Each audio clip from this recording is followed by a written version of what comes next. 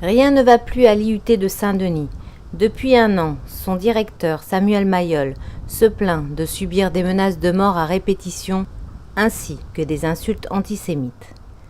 Après avoir porté plainte à chaque nouvelle menace de mort reçue par courrier postal, il fut agressé en pleine rue à Paris par 2 individus non identifiés qui le frappèrent au visage. Vous êtes le patron d'un IUT, vous aviez un chef de département qui s'appelle Rachid Zouad, qui manifestement, puisque le rapport donc de l'éducation nationale le précise, a mal géré son département, c'est moins qu'on puisse dire, de façon illégale. Il y a eu un rapport, ce rapport est confidentiel. Moi, je communiquerai pas sur le contenu même de ce rapport. Pas sur le rapport, mais sur ce que vous avez vu et arrêté. Vous avez mis fin à quoi ? À des dysfonctionnements, effectivement, où il y avait des tentatives de détournement de fonds à travers des heures complémentaires, qui pour moi étaient totalement injustifiées. Donc des profs non qualifiés qui donnaient des cours, d'autres qui étaient payés pour des cours qui ne donnaient pas, tout ça par exemple. Voilà, c'est ça. Avec des professeurs féminines qui étaient écartées au profit de profs masculins. Exactement. Une association qui voulait vendre des sandwichs halal, c'était interdit. On avait ouvert une salle dans laquelle il y avait des tapis de prière. Et c'est ces dérives communautaires auxquelles vous avez mis fin. J'ai mis fin à ces dérives-là. Rachid Zouad, chef du département technique de commercialisation de l'IUT, rejette en bloc ces accusations et affirme avoir porté plainte pour diffamation contre M. Mayol et contre tous les médias ayant relayé les accusations de celui-ci. Évidemment, c'est le choc.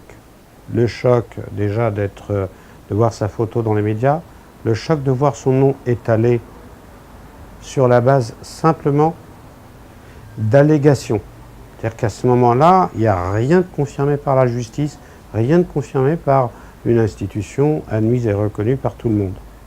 Et donc mon nom est jeté en pâture, et j'ai une famille, et évidemment aucun égard vis-à-vis, par rapport à cette famille ou conséquences.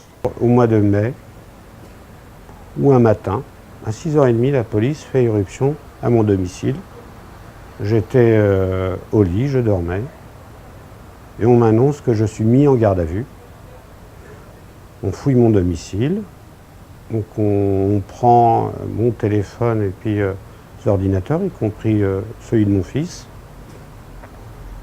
les tablettes. Et ensuite, je me retrouve donc à Bobigny, au siège probablement de la police judiciaire, en tout cas du service départemental, il me semble. Donc je découvre une cellule pour la première fois de ma vie, avec des conditions qui ne sont pas agréables et que j'ai du mal à comprendre, parce que si j'avais été convoqué, j'ai toujours répondu aux convocations. Et si on souhaitait saisir du matériel, on pouvait venir à tout moment de la journée, mais une éruption de cette nature-là, de cette forme-là, crée un traumatisme, et plus particulièrement chez des personnes plus jeunes, notamment nos enfants. Je n'ai évidemment rien à voir, ni avec cette agression, ni avec les menaces qui avaient été signalées auparavant. J'ai été relâché le soir même, vers 19h ou 19h30, je ne sais plus, ou 20h. À ce moment-là, on est quand même assez déphasé. Nous nous étions vus depuis le début des événements, quasiment en janvier-février 2014, à plusieurs reprises, dans plusieurs réunions.